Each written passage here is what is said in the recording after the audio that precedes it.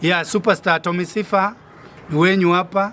Ukinipenda zaidi unaniita sweet man. Na ukiniita sweet man mimi nitakwambia I'm sweet. Kwa nini najiita Atomy Sifa? Kwa sababu mimi ni msafi, as you can see.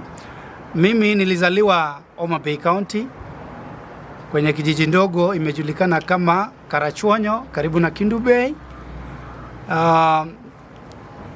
Nilizaliwa mwaka wa 84 hapo tu kwenye kijiji yetu inaitwa Karachuonyo Kanyaluo.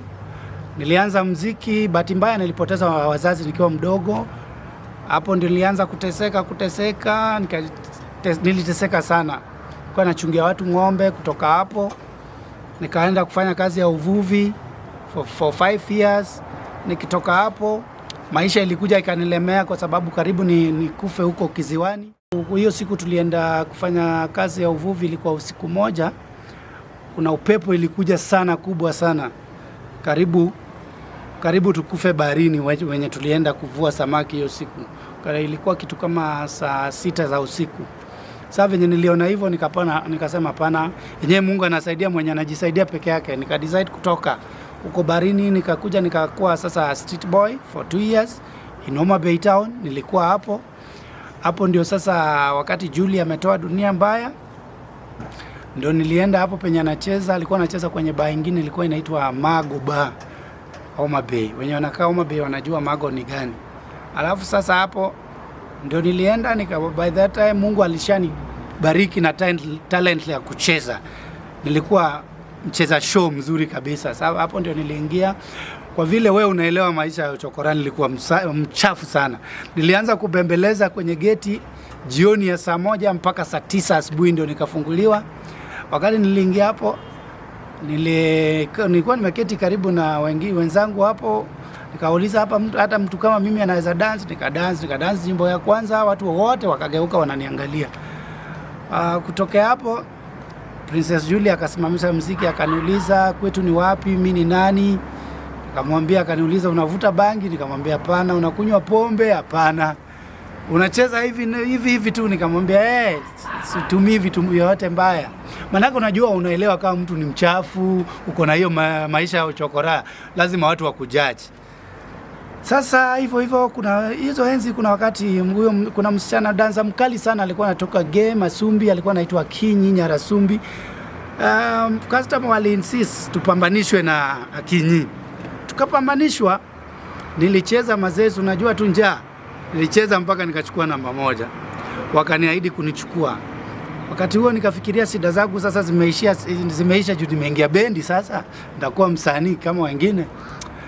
Ikawa nacheza, tulicheza na yeye sana, nacheza, lakini nikitunzwa pesa, nikipewa pesa wanachukua yote. Wananipatia 30 bob. Wananiambia bado wananisoma kama mimi ni mwizi ama nani, juu hawajui kwetu. Maisha ikaendelea hivyo, nikazoea tu. Watu wakilala kwa nyumba, mimi nalala nje nalinda instruments, kwa sababu mimi afikiria walikuwa naona kama mimi nimezoea na maisha ya uchokorata, nikilala nje ni sawa tu, juu nilikuwa kama swara. After hiyo tukaendelea. Kuna competition ilifanyika Nyayo, siwezi kumbuka ni which year, lakini mnakumbuka enzi za competition zilikuwa zinafanyika Nyayo, wasanii wanakuja wanapambanishwa hapo ndio sasa nilicheza sana uwanja mpaka watu walifurahia sana, na hiyo ndio show Julie alichukua namba 1. Wakiwa mkikumbuka wakati wa malomalo wa catch malomalo ya Princess Julie. Tukakaa, ila nikiwarudisha nyuma hapo nilichukuliwa kama Julie, bwana ya Princess Julie baada alikuwa hai. Alinipendea kitu moja. Wakati alijua mimi sivuti sigara, sikunywi pombe, sivuti bangi, alikuja akanipenda, na kila tulikuwa anapiga magoti tunaomba kila saa 7 asubuhi na jioni, na alinifundisha mengi kupitia hayo. Na nafikiria blessing yangu ilitoka huko mpaka nikakuja nikajiweka mpaka nikakuwa msanii mpaka wa leo. Na nashukuru Mungu kwa sababu amenitoa mbali. Na naambia watoto yatima msi give up kwa life, kwa sababu unapitia mabaya, mazuri yanakuja mbele. Mimi sikujua hata kama naweza vaa nguo kama hii ni yangu. Sikujua kama naweza nunua hata kiti. Sikujua kama naweza jenga kwangu, na Mungu amenijalia nikapitia hiyo maisha. So nikiendelea na maisha yangu, Nimekuja bahati mzuri, wakati tulikuja hiyo Nyayo tulicheza, hapo ndio nilipata ma sponsors. Sasa uchezaji wangu iliwafurahisha, wakaniambia tukikupea pesa unaweza anza bandi yako. So nikafikiria, nikasema sasa nitaanzaje bendi yangu wakati mimi ni mdansa tu. Lakini waliniongelesha vizuri, nikakubali. Sasa venye nilikubali, hiyo venye tulikuja tukacheza mchana. Sasa usiku tulikuwa tunaenda kupumzika. Nikajaribu kuongea na watu wa bendi kama wale watakubali. Hao watu waliniuliza, tutakupea pesa ngapi ukianza bendi yako, uende ulete watu uanze bandi yako hapa Nairobi? Nikawaambia 5,000 itanitosha fare kutoa watu, kwa sababu kesho tulikuwa tunarudi Homa Bay. By that time tuliweka base Homa Bay na Princess Julie. Ikabidi wenye kesho tukaondoka asubuhi tukaenda. Nilianza kubembelezana, unajua kutongoza watu utoe kwenye bendi tena uwalete na wewe ni mcheza tu show. Haikuwa rahisi, lakini Mungu nilifaulu. Alinijalia nikachukua watu 6. Venye nichukua watu 6 nikakuja nao Nairobi. Hapo ilibeba George Dume, Isaka Makaya, Agido Joey, na huyu dancer alikuwa anaitwa Kinyi Nyarasumbi, pia alikuwa ameanza kujifundisha kuimba. Tulikuja nayo Emily Nyaimbo, na tulikuja tukajiunga hapa Nairobi, ambaye tuliingia kwenye club ilikuwa inajulikana sana kama Kibigori, karibu na Moi Airbase hapa Isili. Ndio tulianza. Sasa wenye walikuja tukaanza, wale watu wa jamaa wa sponsors wangu walikuwa na harambee. Tukawafanyia harambee, wakaniambia sasa Atomy, sisi tumemaliza na wewe angalia tu venye utaanza na bendi yako na watu umekuja nayo. Hapo ndio tuligawana kwa Julie, tukakuja tukaanza bendi. Sasa wakati watu walikaa chini wakasema okay, Atomy, niliwaambia wajichagulie, wakachaguliana. Mimi bado nilibaki tu dancer hivyo hivyo. Ikiwa pia wakapata advantage wakati tunacheza hapa. Wao walitupea room za kuishi na pia chakula, na tulikuwa tunacheza. Watu wakaanza kujaa, club inaja. Ikiwa mimi kwa room yangu penye nilipewa, wakasema sasa mimi lazima nilipe hiyo room. Yaani mimi nilianza band nikakuja nikakuwa useless. Sasa sikuchoka na maisha, nilisema life is just like that. Ikiwa mimi kwa wiki wananipea 200, au wanagawa tu pesa nzuri maelfu, lakini siku give up. Lakini hii kudansi kwangu ilikuwa inanisaidia sana. Watu wananipea matips zingine, watu wananunulia pombe na sikunywi tena, narudisha napata pesa. Hapo ndo niliendelea na hiyo maisha. Baadaye nikapatana na huyu msichana anaitwa Atis Pesa. Kama wenye wanasikianga Atis Pesa akiimba, Atis alikuwa bibi yangu wa kwanza kabisa katika maisha yangu. Atis nilimpata hapo Isili, nikamchukua kwa sababu nilikuwa nimeshaanza kujua kuimba, nikamfundisha uimbaji. Bahati nzuri au bahati mbaya, boss wangu alikuwa ni George Dume by that time. George Dume aligeuka na mke wangu, kwa sababu mimi bado nilikuwa dancer, akamchukua. Ilileta shida mpaka nikapiga George Dume, ingawa sahihi amekufa. Mungu amweke mali pema peponi, kwa sababu hayo ni maisha. Sasa hivyo nilikasirika, nikarudi kulima nyumbani. Hizo pesa nilikuwa nikicheza nikipea au watu wengine wanachukua. Kwa hivyo nilikuwa nategemea tu pesa ya pombe, ambaye ni mtu akininunulia, akitaka kunipea pesa namwambia ninunulie pombe, alafu ndio narudisha. Na hizi pesa ilifanya maintain mpaka nilikuwa naweza kulipa hata hiyo hotel penye walisema mimi peke yangu ndio nilikuwa nalipa hotel room kwa wasanii wote. Na mimi ndio nilikuwa msafi sana venye mimi ni Sifa, mpaka uwezi jua kama siku analipwa pesa. Hayo maisha yalienda, nikarudi nyumbani. Nilikasirika, je, mtu ni boss wako achukue bibi yako tena akufukuze kazi? Una imagine now life is. Nilikuwa naenda nyumbani kwa sababu hiyo wakati nilikuwa na ugomvi wa shamba kule nyumbani kwetu, kwa sababu watu walikufa wote. Sasa nikawa watu wa ukoo walikuwa wanataka kunyakua shamba. So every week nilikuwa naenda nyumbani kuangalia venye mazingira ya shamba yangu iko. Sasa hivyo ndio venye nilienda nyumbani. Story inasemekana sijui alileta mganga, sijui kalala kwa nyumba yangu nini. Wakati nilikuja bibi yangu akanigeuka tu hivyo, akasema sasa anitaki. So ilileta ugomvi mpaka hata nilipiga jamaa, lakini baadaye nilikuja nikachoka nikamwachia tu. Nilirudi nyumbani, kurudi tena napata mwenye tumebaki naye kama familia tena amechukua samba yangu. Nilikasirika, kunikimbisha na panga, mkuki, nikawekwa cell, nikawekwa jela. Imagine umewekwa jela na mwenye nafaa kuone ndiye amekunyang'anya shamba. Unajua sasa hapo ni wewe na Mungu wako. Hakuna mtu angeweza kuniona. Lakini Mungu alinijalia kabisa juu hizo enzi hata kukuwa na mobile. Niliongea tu na court, jamaa alikuwa anasimamia kesi yangu, court prosecutor. Akaenda akaitwa, akaambiwa tushajua huyu kijana unamnyang'anya shamba yake na hakuna mtu wa kumtetea. Hii ni mambo ya nyumbani, lazima ubebe mkono wako leo. Muende mfanye nini? Mkaongee. Hiyo kama nishamaliza miezi 3 na wiki moja. Maisha ya rumandi haikuwa rahisi, nilikuwa nimechoka sana, sikuwa na nguvu, but mzuri nilipelekwa wenye wanajua Uyugis ni wapi, nilitembea Uyugis mpaka kwetu Adiedo. Je, venye alibeba mkono alianza tu akaenda. Wakati nilifika nyumbani sikuwa na nguvu, kuna tu nyanya yangu mwingine hapo wakando ndiye alinikaribisha kwake, nikakaa mpaka nikapata nguvu. Sababu nilipata nguvu, nililima karibu 1 acre na mkono. By the way, mimi msinione mimi ni msafi. Mimi hata kwetu nimejulikana kama mimi ni mtu akiingia shamba. Mimi napenda sana kazi ya shamba juu ndio babangu aliniachia wakati alikuwa nakufa. Nililima mahindi, kama mahindi imeshaiva kabisa inataka kutolewa nje, nikawapatia, nikawaambia kwa vile mlinifunga na mnaniang'anya shamba yangu, hii ni ashante nimewapea. Baadaye nikarudi tena kwanza sasa kwa hustling. Nilirudi tena Nairobi, nikarudi kubembeleza huyu jamaa acha tu tufanye kazi. The same jamaa alikuwa na bibi yangu, kwa sababu maisha ya nyumbani ililemea. Hapo ndio nikaanza kutunga nyimbo. Sasa niko hapa nikatunga nyimbo juu ilipata kama nishaanza kujua pia kuimba. After hiyo nika join Jerry Jalamo. Hapo tukakuwa na Jerry Jalamo, Pio Jarumba, Usweto Kanda, Chaliwi Wuda Lego. Tukakuwa wasanii wengi. Sasa tulikuwa tumeandikwa The Bridge. Hapo ndio nilitunga nyimbo ambayo ilinitoa nje ya kwanza kabisa. Nilitunga nyimbo inaitwa Achieng Penkila Nyasuba. Ndio niliimba hiyo nyimbo, bahati mzuri ya watu walinisaidia, nikaenda nikarecord. Venye nilirekodi nyimbo ikahit. Ikakuwa hit song, nikashukuru Mungu. Ile wakati nilitafuta tu pesa venye customer walikuwa wananipenda, alafu customer walikuja wakapenda hii nyimbo wakati tunaicheza live. Nilichanga pesa ya kuenda kulipa studio ambaye nyimbo nilirecord peke yangu na pesa yangu. Na nililipa hawa wa jamaa venye nini. I think by that time nilitumia kitu kama 20,000 kurekodi nyimbo.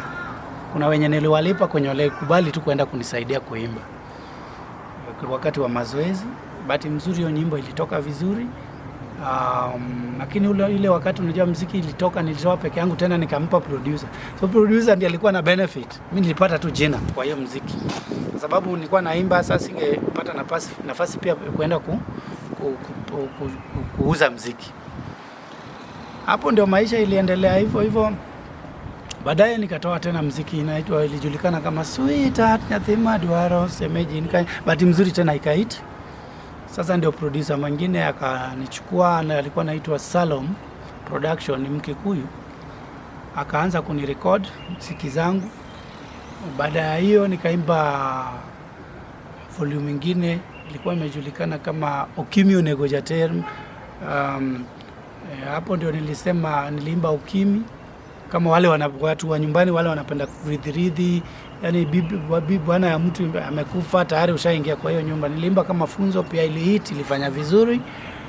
Na nikaimba tena nyimbo ambayo ilijulikana kama Omboga Mawendo ngamoerie miero ndiambonya duse, pia ilifanya vizuri. Na ninashukuru sana kwa sababu venye nilianza kutoa muziki hakuna muziki yangu ilala. Kila muziki nilitoa hit. Nikakuja nikatoa tena Dori Bigji. Hivyo ndio venye nilienda mpaka sasa. Kuna kitu ilinikasirisha, tulikuwa tunacheza hapa Hill ambaye sasa nimejulikana kama Meladen, na ilikasirisha, ilikera watu wa bendi wote, si mimi peke yangu. Raila alikuja, imepata hiyo wakati niliimba nyimbo ya Raila. Kwenye nyimbo tuliimba na Oyer, tuliimba penja semeja penjo. So kuna volume hapo, kwa hiyo kuna nyimbo niliimba na Raila. Bahati nzuri Raila alikuja na group yake, tukakaa hapo. Wakati hiyo tulikuwa chini ya Jerry Jalamo. Tukiwa hapo tulikuwa tunacheza place mbili, Hill Breeze na The Bridge. The Bridge ilikuwa Jogoo Road, na Hillbreeze ilikuwa hapa Melody mbaya saa hii penye inajulikana kama Melody. So nikaimba, Jerry Jalamako amefika kama boss, alikuja late, akapata nimeimba. Raila alitoa pesa total na watu wake walitoa pesa ikafika 200,000. By that time 200,000 ilikuwa a lot of money. So nikaimba, Jerry Jalamako akakuja akapata Raila akaimba, lakini wakina Gwambo hawakusimama. So ile pesa tulipata kwenye sani ilikuwa pesa nzuri. Wakati wa kugawa pesa, Jerry alichukua 200 ndiye akanipea 200, 102. Mpaka watu wa bendi pia walikasirika, wakamwambia, wakati huo tulikuwa na wakina Mlumbu Jamarachi, wakamwambia hapana Jerry, huyu kijana ndiye ameimba vizuri sana na ameimba akafurahisha watu mpaka Raila amesimama akasimama akatoa pesa, mbona unamfanyia hivi? Akasema bandi ni yake. Sasa hapo ndio kuna nilipata wenye walikubali kugawana na mimi. Na kumbe mimi nilikuwa na record nyimbo zina hit nje na sikujua kama niko na jina nje. So wakati nilipull out ndio nikapata kama kumbe wakati nilitoka na Mlumbu Jamarachi, nilitoka na Alex Sauce, nilitoka na Osweto Kanda, nilitoka na Mark Omindoli, nilitoka na watu kadhaa tu. Ndio nikaanza band yangu, nikaanza kukua Atomy Sifa mpaka wa leo. Na usanii ina mambo mengi. Usanii, mimi nilipata jina kubwa wakati mziki ilikuwa under producer. Yeye anakula pesa, wewe umejisahau unapega tu show. Kumbe anapata pesa kwa sababu zile enzi hazikuwa na piracy. Sasa sasa hivi unajua nimekuja kujiproduce peke yangu when it's late, kwa sababu sasa hivi unapotoa mziki kuna flash piracy, kuna CD piracy, kuna YouTube piracy. Ukienda kwa YouTube, only YouTube pesa ile channel yangu ambayo nilifungua juzi tu ndio at least hata sijafika kiwango naweza pata pesa. Muziki zangu zimejaa YouTube lakini sipati pesa. Sasa hivi ukitaka kunipromote unaenda kwa YouTube unaandika Superstar Atomy Sifa Igwe. Superstar Atomy Sifa Igwe. Hapo ndio ukisubscribe, hapo ndio unanipromote. Hizo zote unaona, iwe Obama nani, iwe Sweetheart, iwe nyimbo zile nilianza nayo. Waizi ndio waliweka hizo. Ndio sasa nang'ang'ana venye naweza reshoot hizo video zangu za kitambo, hizo ngoma zako, manake watu walizipenda sana. Ni reshoot sasa niziweke kwa channel yangu ambaye inaweza sema itanisaidia kwa maisha ya baadaye kama Mungu amenipatia maisha. Nataka niwaambie Wakenya na wenye wote wananisikia na mafans wangu, katika muziki ni kama siasa, tuna adui zetu, kuna wenye wanatupenda hivyo, but life has to go on. Mimi nimejilea peke yangu kwa sababu sikuona wazazi wangu, lakini haijanizuia kukuja kufanya Atomy Sifa. Nimeteseka sana na nimeteswa sasa hivi. Lakini mtu kama amekutesa na haja kuua unaita fan. Ndio maana najiita Nyathi Kichkoretek. Nyathi Kichkoretek means mtoto yatima kifua yake ni ngumu. Unateswa, unapigwa na mama wa kambo, unateswa zaidi. Lakini yote niliyapitia mpaka nikakuwa Atomy Sifa. Na nashukuru Mungu sana kwa kunipea uhai. My richness is being alive. Ndio maana nilisema muziki ni siasa, nikiwarudisha nyuma kidogo. Mimi sana rumors zimeenea sana kwangu. Sana. 2000 rumors ilitoka Atomy ako na HIV. Sasa mimi kila mali naenda watu wananiambia Atomy, tunasikia eti wewe ni mgonjwa sijui nini. Sasa nikasema ni nani alikuja akanipima akapata mimi ni mgonjwa. Rumors zimeenda mingi. Mara Atomy alifungiwa mziki, mara Atomy alicheza uchi, lakini nilikuja nikakaa nikajua ukiwa juu lazima ukue prepared kudeal na negativity. Usiogope negative kwa sababu negative make you strong. Hiyo ndio imefanya nimekuwa Atomy Sifa mpaka leo. Na hata kuna wengine walinitangaza mimi nilikuwa mgonjwa, walikufa mbele yangu.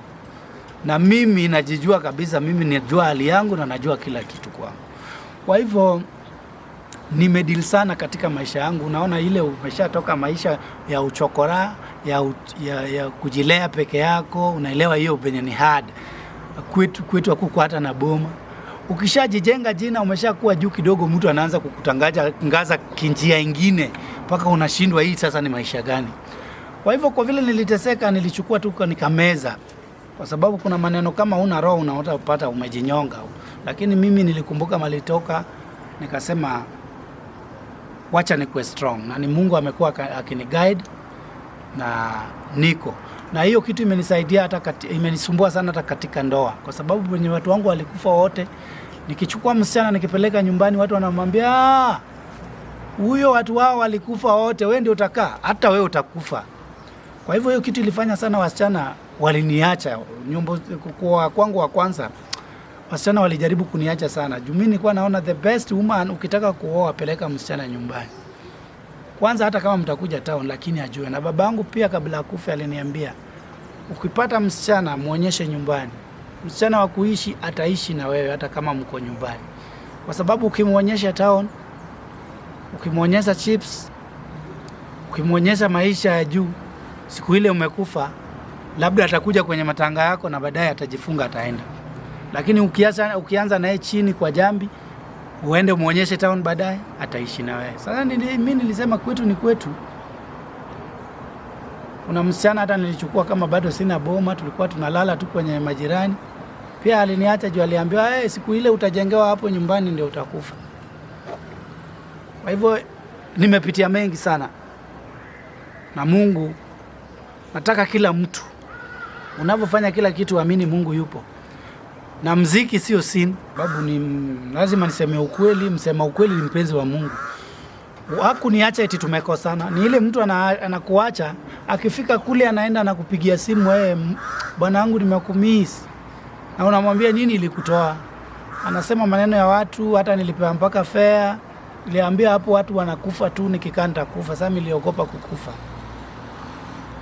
Na mimi hata niliendelea kukaa kwetu mpaka nikajenga.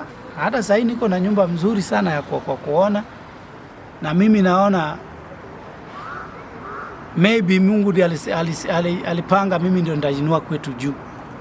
Na wale waliniacha hata mpaka wa leo tunaongea, wengi wao wanataka kurudiana na mimi.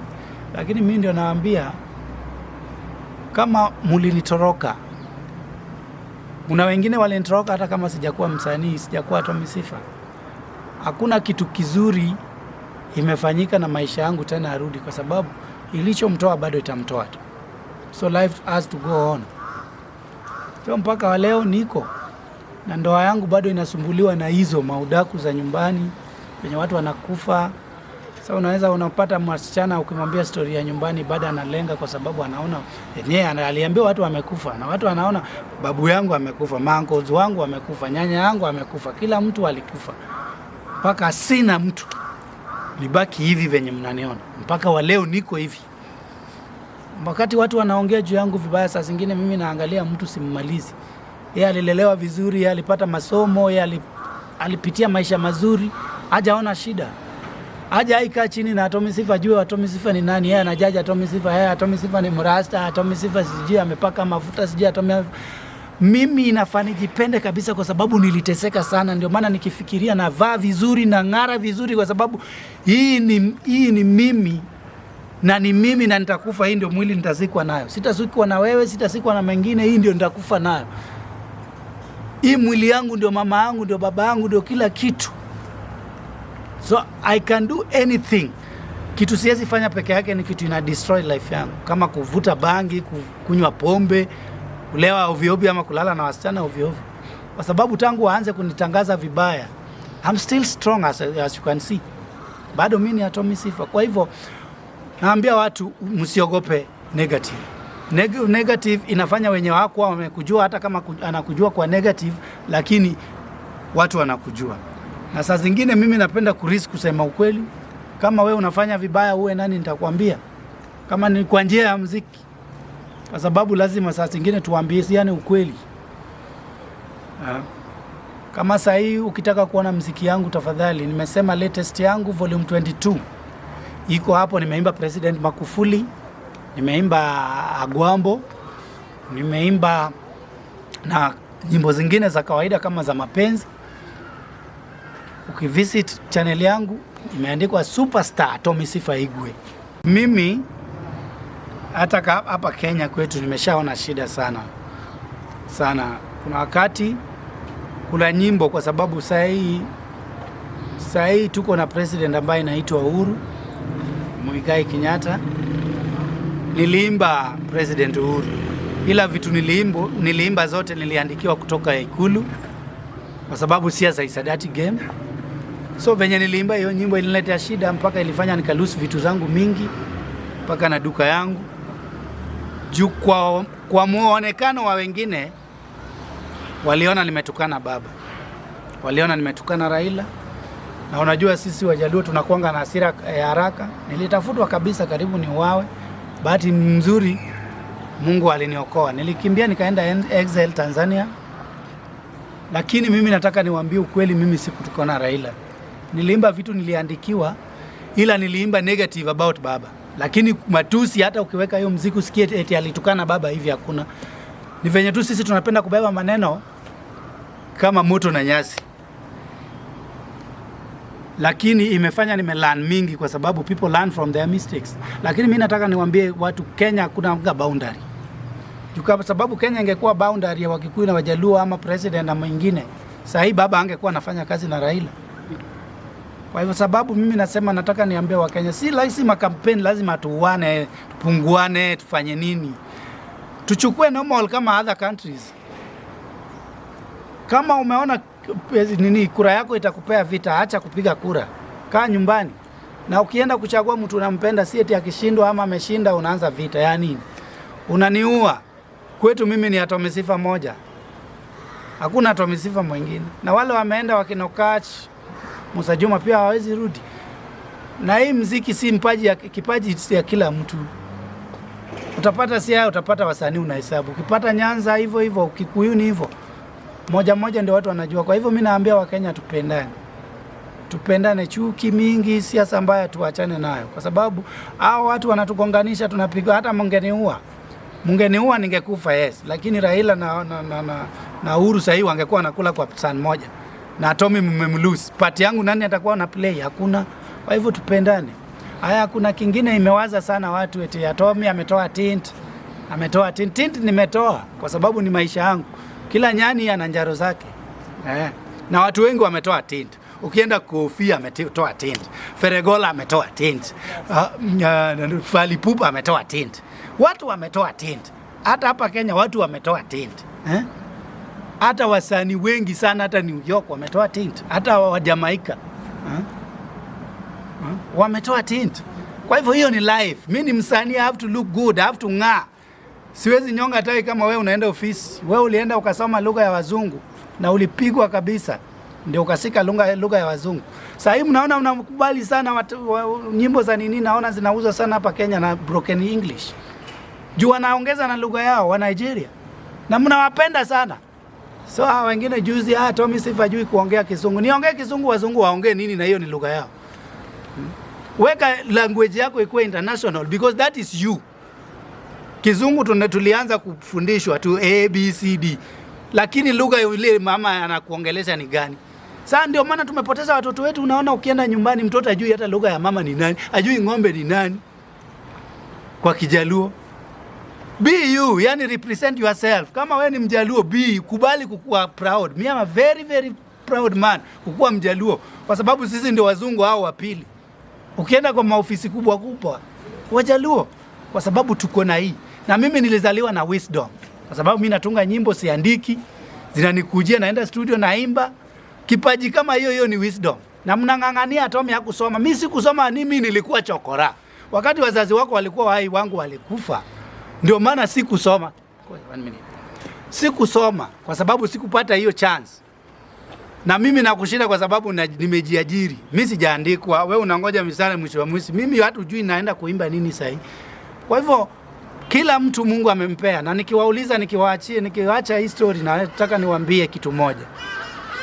Na waulize swali, mnajua Mungu alisoma wapi? Yesu Kristo, mwana wa Mungu, alisoma wapi? Na alifika darasa la ngapi? Na kuna mtu tumemheshimu kama yeye. Na kuna mtu alikuja akakufa kuosha dhambi yetu. Wangapi wamesoma wako na PhD na madigrii na hakuna kazi Nairobi? Hapa hakuna kazi Kenya. Unatafuta kazi mpaka kutafuta kazi inakuwa kazi tena. Wengine wanafagia machozi za watajiri. Mimi nawaambia tafuta unga yako, mimi nitafute unga yangu. Tusitafutane, tutafute venye utasurvive na watoto wako. Na mimi nitafuta venye nitafaulu na familia yangu. Mimi niliimba uhuru, sikuimba eti nina ubaya na Raila, pana. Nimesema hapo awali wazazi wangu walikufa nikiwa mdogo. Hawakuniachia mpaka hata kuku hawakuniachia. So naguza manguo za watajiri hata mimi nipate kidogo niachie watoto. Kwa sababu life is not permanent. Hata wale walikuwa wanataka kuniua, mngenifuata tu. Hakuna mtu ataishi milele. Life is not permanent, my brother. Be you, let me be me. Napenda kuambia watu wote, muziki ni kazi, muziki imefanya mimi nilikuwa nalala nje, sasa niko na nyumba ya kifari. Na muziki imebadilisha maisha yangu sana kwa umbali. Na hata sasa kuna album natoa, kuna handshake, bado iko audio, napanga kushoot video hivi karibu. Na mimi nitajaribu kuunganisha Wakenya tukue, mjue Kenya kuna boundary. Tuitane my brother from another mother ama my sister from another mother. Tupendane, sisi ni one blood. Ukinikata damu ile inatoka kwako ndio inatoka kwangu. Kwa hivyo nasema tupendane na muziki. Mimi sitaacha muziki kwa sababu nilipata jina kubwa na sikupata pesa, lakini nasema maproducer na wale waliniproduce hata kama hawakunipea pesa, Mungu awabariki kwa sababu wamefanya nimepata jina. Sasa hii ndio nataka kuanza kutafuta pesa kwa muziki. Hizo zingine mliona hapo nyuma zilikuwa under production na hao ndio walikuwa wamejitajirika. Lakini kwa hiyo kidogo nimepata, mimi nashukuru kwa sababu sasa nimejenga nyumba na naweza ishi Nairobi kama sasa nalipa rent. Nasema Mungu anione mbele. Na wale wananichukia Mungu awabariki, na wale wananipenda karibuni. Tuwe pamoja kwa sababu hata ukinichukia nitakufa tu. Hata ukinichukia wewe pia utakufa tu. Kwa hivyo tupendane bwana. Asante. Yeah, superstar Atomy Sifa. Nataka niimbe nyimbo ambayo ilinitoa nje sana. Hiyo ni kama ushakuwa na virginity love. Sasa hiyo nyimbo yangu ni kama virginity yangu. Kwa hivyo inaitwa Achieng Nyasuba. Achienge Nyasuba. Nyaguswe tokanda. Nyathi Josuba, walala Bethwea, lady ojokringa, ero bonsodi, sifodong bange kayuago. Nena ero yora, manarito betha, ledo tiek somo, mondo rit Sifa, kara Sifa geno mochweo. Abeda yuor mak, kendo yuor Isaya, nena koso niang'o, lando duog chunya, paro jok nega, Sifa ero yuagi nyako. Mami kel dawa, mondo thiedh Sifa, to ine pen kila, maka monyo yuora, Sifa donga chango jathum. Ka mwanya ni, nyasa chela chango, ka in gi girlfriend mero, kata ka in gi boyfriend mero, mano pen kila ni. Ki mwanya ni, ti chango, konge buti ti tuo.